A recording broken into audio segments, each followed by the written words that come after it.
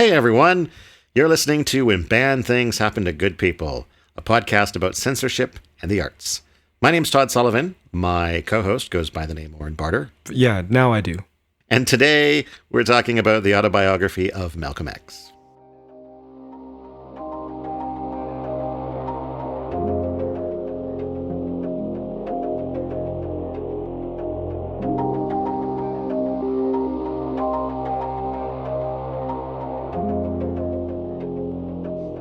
Hello, Oren. How are you doing today?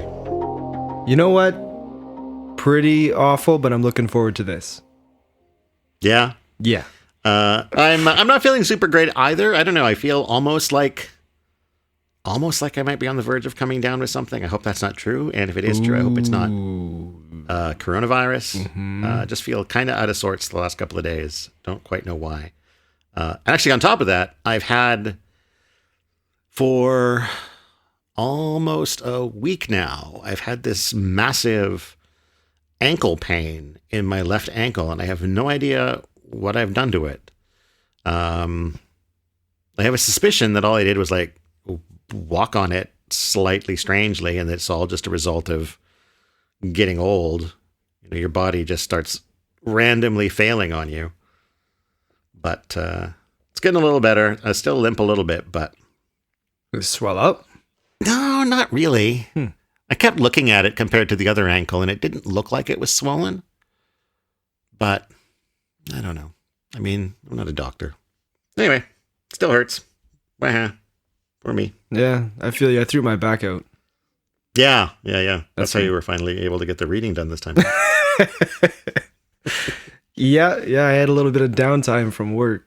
Is there anything good going on right now? Well, other than the epilogue, we finished the book, and holy crap. I mean, we'll get to it, but that last chapter really effed with my head.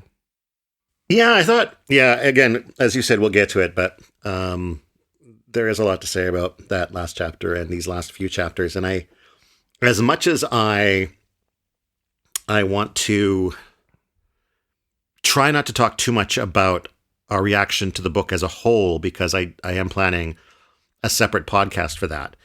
I think it will be hard to talk about some of these chapters without doing some looking back at earlier chapters, because there's even Malcolm X himself, as he's dictating, has references to some of the earlier things that transpired. So I think it's kind of impossible to talk about these last three chapters without looking back at least a little bit. We'll do our best.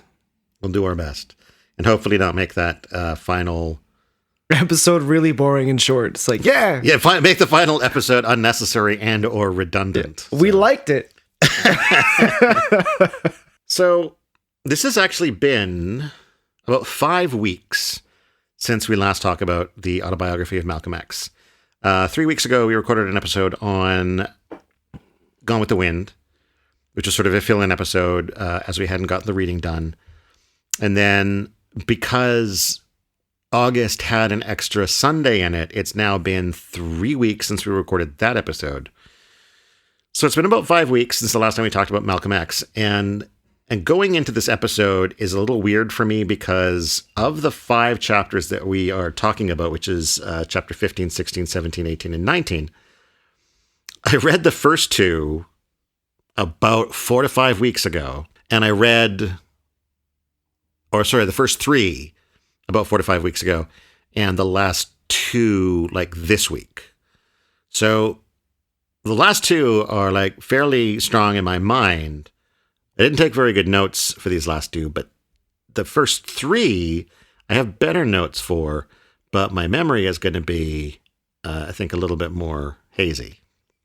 So we'll see how things go. I may be looking to you to fill in some blanks for me. Oh, please don't.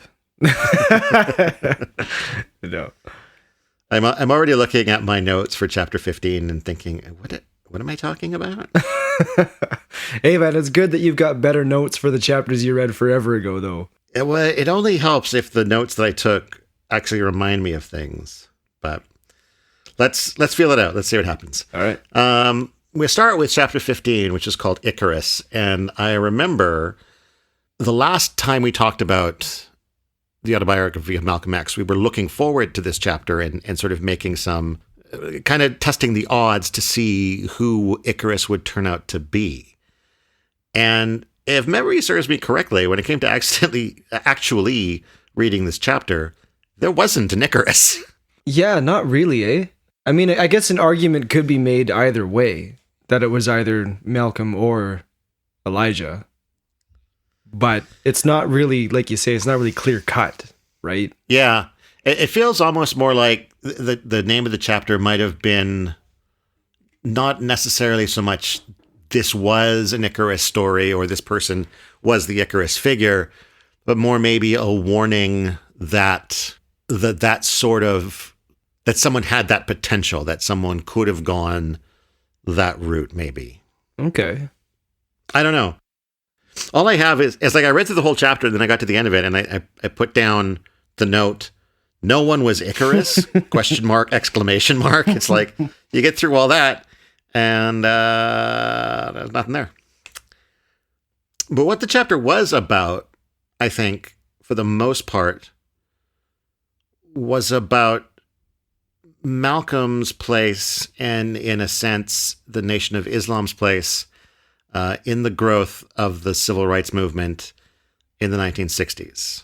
Early on, he talks about the civil rights movement, or when he's asked about the civil rights movement, because to him, it seemed like, the civil rights movement was very much about integration, right? It was about equality and also integrating into American society. And the Nation of Islam and Malcolm X weren't so much interested in that. And so when he was asked about the civil rights movement, he would kind of use that as a springboard to talking about other subjects, similar or tangentially related, but like the actual attempt to integrate and gain equality within American society wasn't really something that interested him. Right. Yeah, he often criticized what he, I don't know if I'm quoting properly here, but it was integration crazy black people. I think that's integration crazed, I think maybe was the word that he used. Yeah. And I know at one point he compared black integration with whites with the integration of Jews in Germany. Right. And not, obviously, that not being a particularly favorable comparison. And then he talked about the March on Washington, which started out as kind of a grassroots effort on the part of just sort of average black people to get noticed, to have their plight recognized. Mm-hmm. And people from all across the world, these black people from all across America were marching on Washington. And it was relatively like unorganized. Like like you say, it was just a broad grassroots, like, hey, we're going to do this. We're going to stand up for ourselves. We're going to show our faces. We're going to, right. And then initially, I'll let you continue there. But then, the white politicians started, contacting some of the civil rights leaders and saying, well, hey, what do you guys think about all of this? Do you guys want to get involved in some kind of an official capacity? And so then they got brought in to speak. And then, gradually as sort of more and more safe people, I guess, were drawn into the march, which kind of stopped being a march. It just sort of became like more of an event, or I don't know what you want to call it. Well, everything was structured at that point. It's as Malcolm describes it. Where they were going to go, where they were going to speak. It was all coordinated by, he felt, the white people, right? Mm-hmm. We're kind of like pulling the strings on this now. This thing that was supposed to be, or started out as, like a grassroots. That's a great word for it. Grassroots movement, kind of everybody just kind of became a pawn, and Yeah. they had a curfew, and everybody had to, like, everybody left. Like he said there was nobody left in the evening. Like, it was just like it was done, and everybody was told to go home, and it wasn't really, nobody really had any autonomy. It was, yeah, it was interesting to hear that, because you hear it, like I've heard about that march before, and not in any of that capacity. It's supposed to be this great moment in civil rights history, and to hear Malcolm talk about it as people being used as puppets to just make something more, I guess, calm or more palatable to white society. Yeah, it was an interesting take on it for sure. Because it was, I got the sense that it was defanged or declawed. That the march itself was very angry, but by the time it got there were all these sort of safety parameters and social structures in place to sort of calm everything down and keep it from getting out of hand, and keep the Negroes in line, I guess.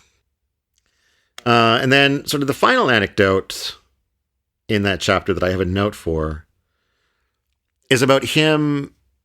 He's having dinner in Harlem. And this is in a period where he had been speaking at many, many colleges and universities. And I guess he'd spoken at some university somewhere. And what he had said had sort of impacted this white woman to the point where she got on a plane and flew to Harlem and managed to track him down at this restaurant. Mm-hmm.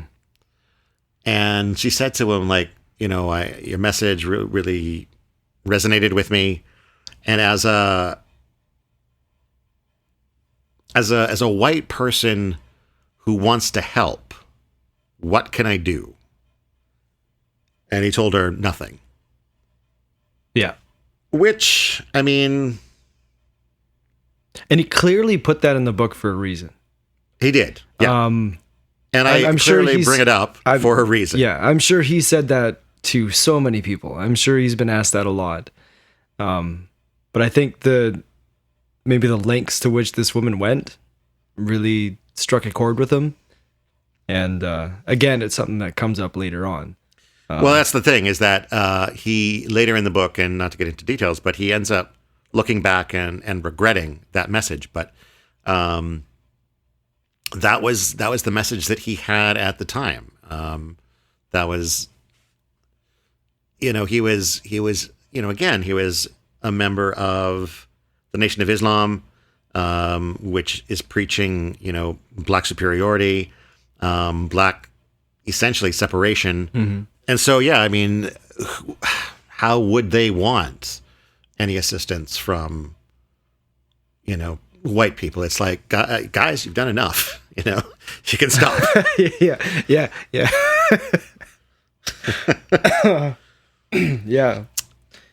I think he also, and he mentions this later on. I don't want to jump back and forth too much, but I think you can say that he definitely pulled from his previous experiences with white people who wanted to be around the black people, right? And not really that's a good point, not really actually. trusting them, because he had seen like their true colors even after expressing that want to be around. Like either, this is like a fashionable thing, or this is almost like my weird kink, or like, yeah, they don't necessarily have the most altruistic reason for being there. Yeah. That's an interesting point. I hadn't thought of that. So moving on to chapter 16, which is called Out. And this is the chapter where Malcolm X leaves the Nation of Islam. I found this chapter so interesting. Yeah. Just in the speed and the way in which the Nation of Islam kind of turns on him. So ferociously.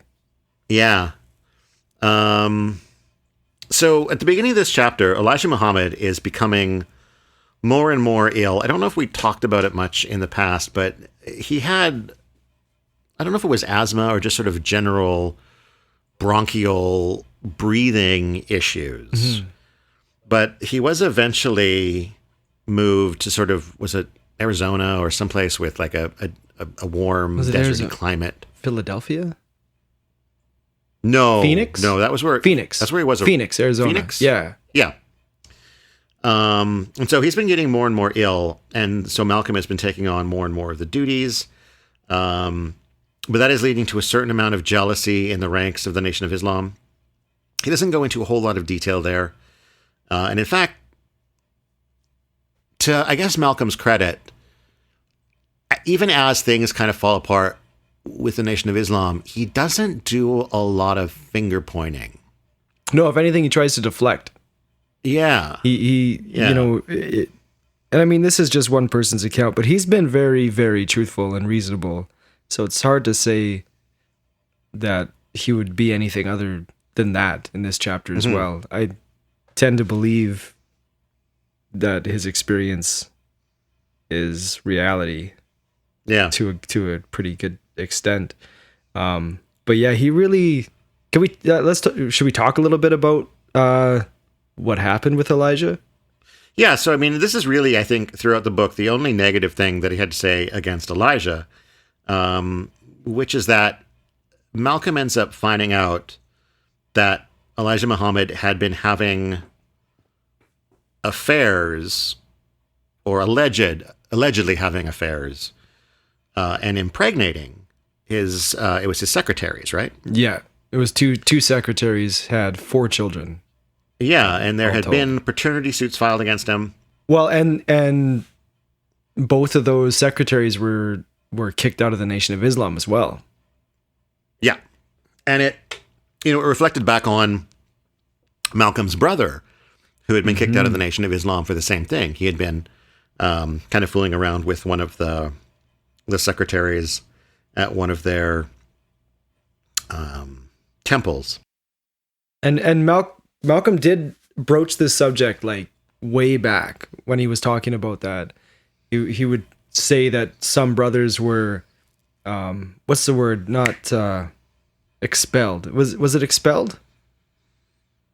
I think we use the word excommunicated, but I don't think that's what it was for this church. I don't think that's the word they used. Okay. I don't remember what word they officially used. But I remember when he was talking about his brother being expelled, excommunicated, removed from the Nation of Islam, that he did mention that a lot of these people that were being removed for the same things that Elijah himself had done it, and then he said, "But I'll get back to that," kind of a thing. So he did hint to this. Well, yeah, it was a nod to what was coming. Yeah, exactly.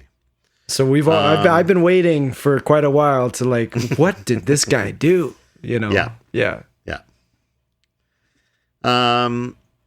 And so, because at this point in time, still Malcolm's first focus is the church, and Elijah Muhammad as the head of the church, he starts trying to think of ways to kind of spin this. Mm-hmm. And I think he draws this from something in scripture that I didn't take a note of, but he ends up coming to the idea of arguing about how, a man's good deeds outweigh their bad deeds. Right. And kind of considers encouraging Elijah Muhammad, or just the Nation of Islam in general, to use that as sort of an explanation, or not an explanation, but a call for forgiveness, I guess, to say like, hey, he's made mistakes, but his good works outweigh that. Right. Which I think was a very smart approach. I think that if that could have probably worked. But I don't think they ever did that. I don't think that ever ended up. He did preach about that. He said he did express that. He did bring that into some sermons, or are they called sermons? Whatever, yeah. Yeah, he did bring that into the church. He didn't specifically tie it to Elijah Muhammad, but he did teach it. I found Elijah's explanation to be much more disturbing for his actions. Remind me what that was. He felt like he explained it to Malcolm that he was just fulfilling a prophecy, that everything he did was just God's work, him fulfilling the I can't even say it. Prophecy. Simple word. It's only 3 syllables. God damn. Okay. And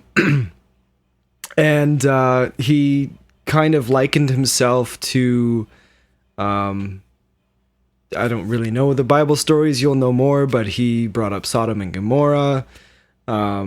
He brought up well, maybe that was Malcolm when he was trying to do the good deeds outweigh the bad deeds.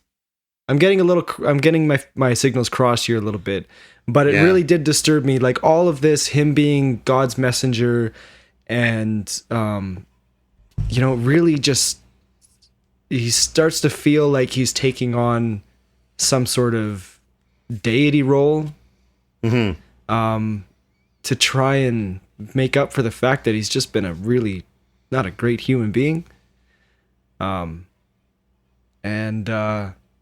Just kind of felt like when he said that, a lot of the other things in the church kind of started to make sense to me. It felt more culty in a way, like that sort of explanation for bad deeds. Just like he had this power, he had these people, he had this kind of control, and he wasn't really willing to let any of that go. He wanted to maintain this deity image. Yeah. It was disturbing. While Malcolm was taking on more of the responsibilities and more of the duties, and particularly more of the speaking connected with the Nation of Islam, in the midst of this is the JFK assassination in 1963. And I think the Nation of Islam had sort of internally decided that they didn't want to comment on it. But at a certain point, Malcolm is asked about it, and he made the comment that the chickens were coming home to roost, which is, about, basically saying that white man's hate is breeding more hate. And that's the point where the Nation of Islam starts kind of pushing Malcolm X out. Well, it was like an excuse. It was like an excuse, right? That was the point. It was like, we said we weren't going to say anything. Now we got to pull you back from your speech roles for a year. He even took the time, I think, to contact some of the press organizations to say hey guys, I won't be able to talk to you for a year. I think it was 90 days at first. Was it 90 days at first? And then, I think so. But I think he realized early on that it was not going to be 90 days. Yeah. And then it just drug on, right? Yeah. And then, sorry, I'll let you go, but... all I was going to say is my next note here is about the Cassius Clay and Sonny Liston fight. Beyond the fact that Cassius Clay, a.k.a. Muhammad Ali, was a Muslim. I don't really know what his place in the book was. I guess it had to do with, he helped bring the idea of Islam as a religion to a wider audience, being, here is the heavyweight champion of the world, and he's a Muslim. He was a member of the Nation of Islam. He wasn't. He was a member of the Nation of Islam. Muslim, that's right. Yeah.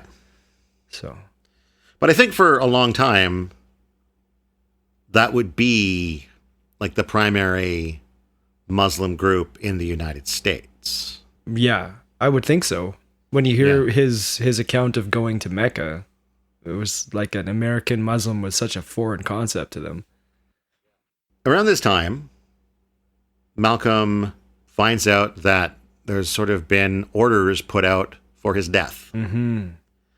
And That's where I wanted to go. That was Yeah. What I found interesting about this is his first thought was, this must be because this must have come from the Nation of Islam. And I don't know how many people, if they got word of the fact that people were trying to kill them, their first thought would be, oh man, it must be because of my church. Right. And that's another piece of the cultiness, like in my, like how I feel about it.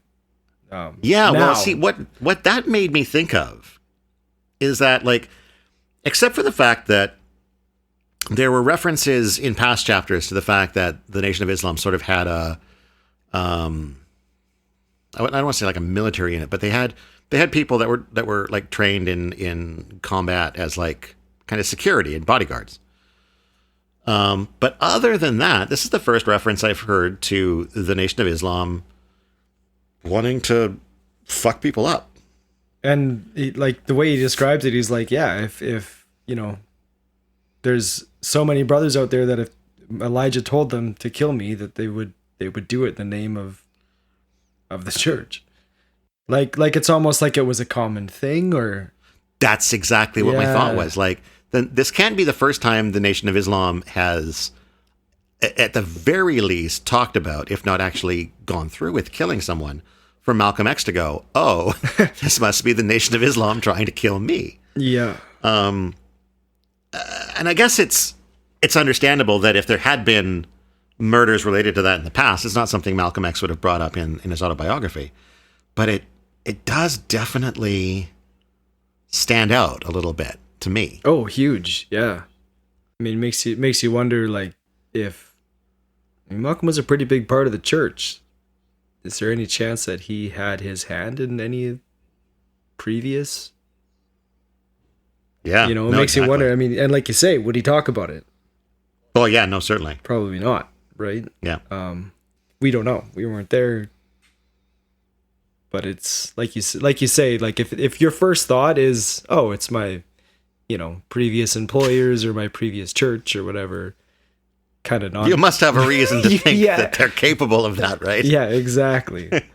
You don't just go, well, it must be the paper boy.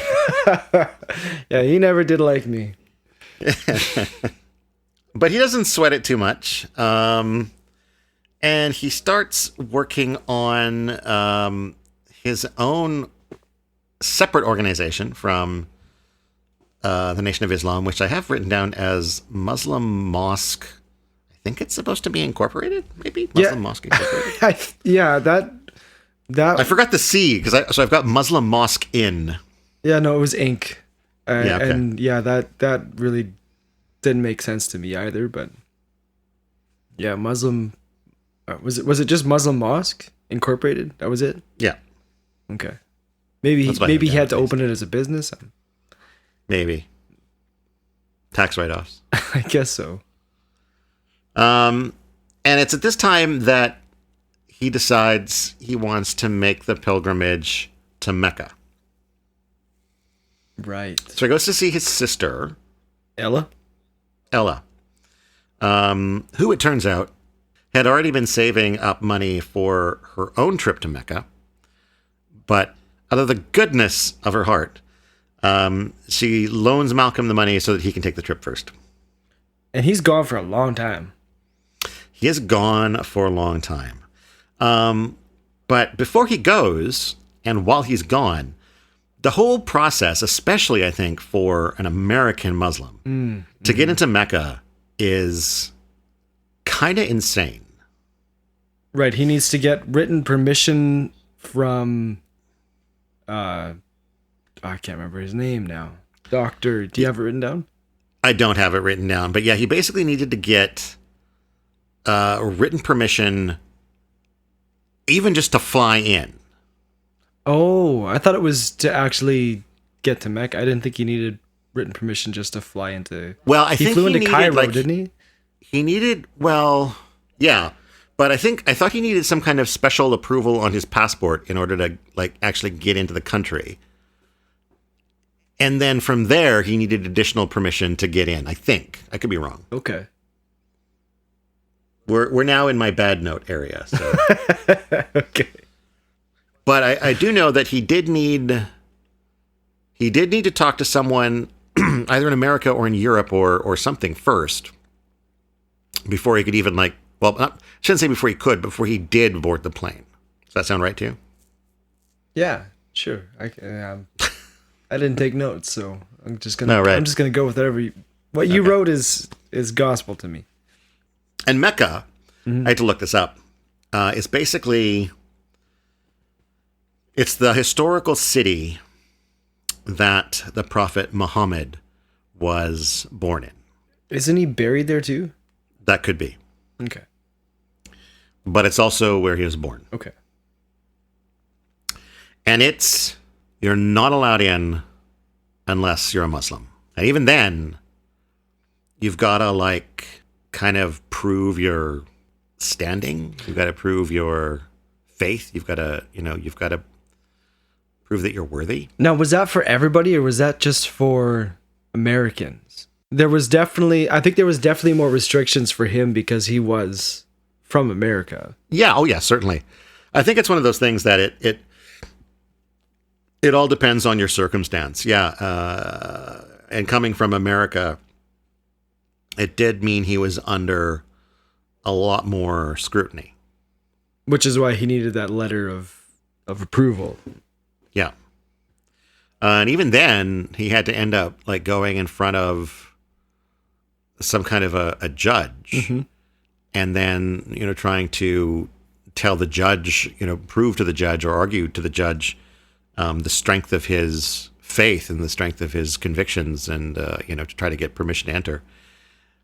And all of that struck me as I'm not religious, but if I were, I think having some kind of a place or something that's that divine to your faith that you've got to go through those many steps to get there.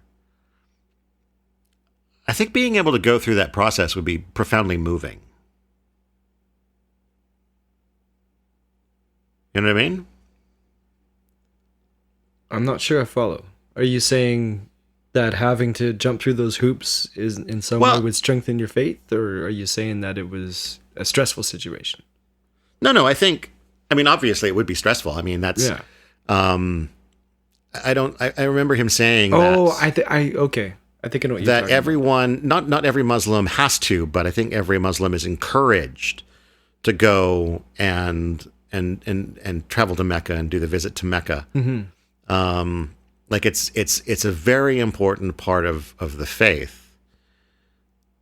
And because it's not just Disneyland, right? It's not just something that you just go and then you're let in and it's yeah, thanks for coming. Those, mega churches or whatever, where everybody goes in and whatever. Yeah. The fact that there is there's a difficulty getting there, that not just getting there, but you have to really, it's a gated thing. You have to earn it. You have to earn it. Yeah. It would be really, I think, it would create an experience that I think would be more moving than other experiences. All right. Yeah, no, I feel you now. It's it's an accomplishment. It's something to overcome for your faith, right? And it's something that not everyone gets to experience. Yeah. You know, that there were probably people there wanting to get in. They're not getting in. They might never get in. He did have help getting in. He did have struggle at first. He did have help getting in, yeah. He did struggle at first, and he was pretty humbled by, I think, what he called the Orthodox Muslims, and the contrast of the more traditional Muslim faith and his own, and he realized there were a lot of gaps that he possessed in his knowledge of the religion, and he expressed shame in not learning the prayers in Arabic. Somebody had written them out for him, he said at one point. An Orthodox Muslim in prison, I think, wrote the prayers out in Arabic for him, and he didn't take the time to learn it, and when he was actually getting ready to go to Mecca, and everybody was praying in Arabic and he didn't know what they were saying, and he definitely, and he's a minister. Like he's considered a minister, or he was for many years in the United States, and to go to be in this situation where you're around Orthodox Muslims and you realize that your knowledge base of their reality is very slim in the terms of how to pray, the words to use, the language to use. I think probably shook him pretty good. Yeah, he probably didn't think he was going to make it in, really. I know there were definitely points that he was very concerned about the likelihood of that. But then he got some help from like some royalty and some sort of higher ups. Well, correct me if I'm wrong, but I think it was the same guy that he needed that permission letter from. It was his son, wasn't it? It may have been. Or maybe it was somebody that he knew. Maybe it was his son. I'm not sure, but he was a very important person. Yeah, and this individual, I want to say, was like a Egyptian royalty. Yeah, like a prince, I think. And the guy was like, "Here, come stay in my hotel room or whatever, instead of like sleeping on the ground outside Mecca." And to help him, because one of the things they said when he was finally, granted permission to go in, is that the pilgrimage, the actual process that you're supposed to go through once you're in there, can be quite physically demanding. Mm-hmm. And so this guy was offering up sort of his home or his hotel and the amenities there to allow Malcolm to sort of get enough rest and get enough food to be ready to sort of make it through those challenges. Right. I think that also the time that he spent, because it took him a while, he had the phone number, he knew he could contact this person, or at least he did prior to arriving. And it might have taken him a little while to communicate with people well enough to say, "Hey, can you make this phone call for me? Here's the number," right? Yeah. But I think he was reluctant at first to go that route too. Yeah. Okay. Because it was a bit of a calling and a favor. Yeah. And he wanted to do it. He kind of wanted, he wanted to do it on his own. But I think when he talked about his time, just kind of being in the thick of it and, sleeping on the rug and understanding, there was a really interesting part about the rug that he explained. They had dinner there. It was a kitchen. It was where they prayed. It was where they sat around and talked. It was where they slept. It was where they slept. It was, It was all of these different things. And he kind of jumped back to his times in Harlem. Maybe not. Was it Harlem? When was he stealing? He had that like burglary ring going on. Was that in Harlem? I think that was before Harlem. Or was it after? No, it was after Harlem when he got run out by West Indian Archie.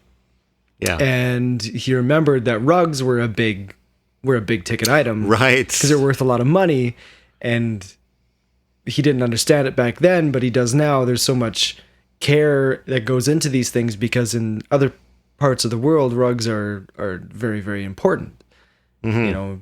The lives are structured kind of around them in a way, right?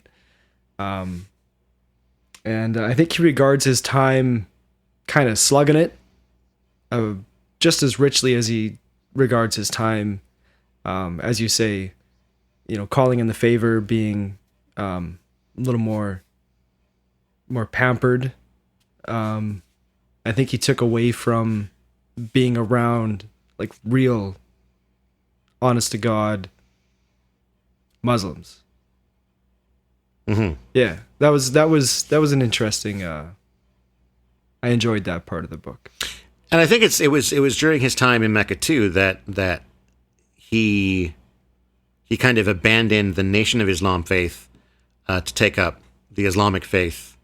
That is the more traditional one. Mm-hmm. He also talked about after the visit to Mecca, kind of discovering a brotherhood between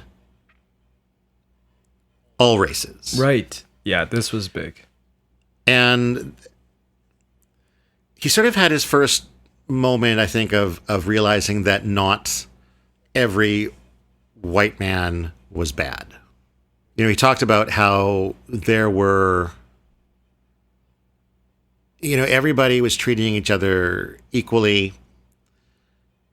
And, you know, he was sitting next to some of the blondest haired, bluest eyed people and not even thinking of them according to race.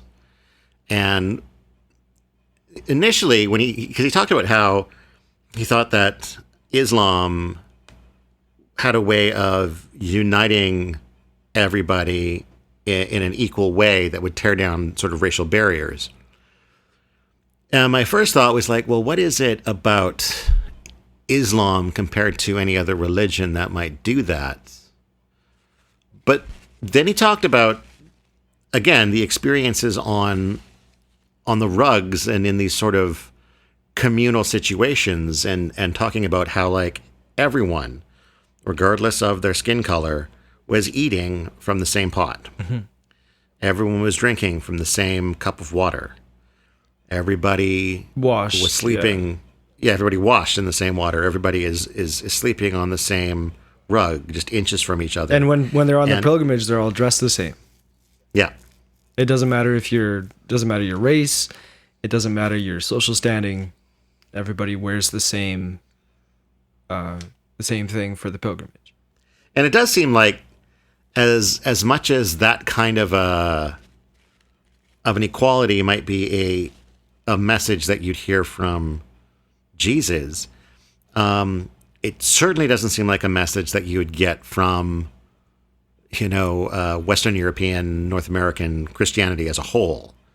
There's a lot of segregated groups in Christianity, as much as they might try to act otherwise. So at the close of chapter 17, Malcolm has completed his pilgrimage to Mecca, but it's not yet time to head back to America. But it is time to bring this episode to a close. Hey, listeners, a funny thing happened while we were recording this episode. What that funny thing was is we talked a lot. Our final recording file was nearly 2 hours long. And after much consideration, we've decided we're going to split this episode into 2 parts. Just because I think 2 hours, even less than that, I think it trimmed down, it might come in 130, 135, but even that I feel is a bit long for what we're trying to do here. And so I think we're going to try to trim it down into 2 45 to 50 minute episodes.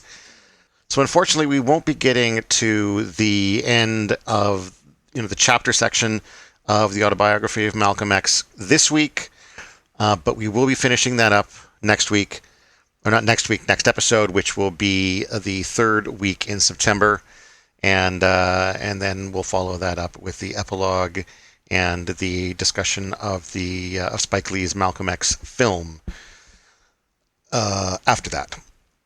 So yeah, that's going to wrap it up for this episode. Thanks everybody for listening, and we look forward to you coming back in a couple weeks when we wrap this whole thing up. Oh, and if you're looking for something to do before the next podcast comes out, why not read a fucking book?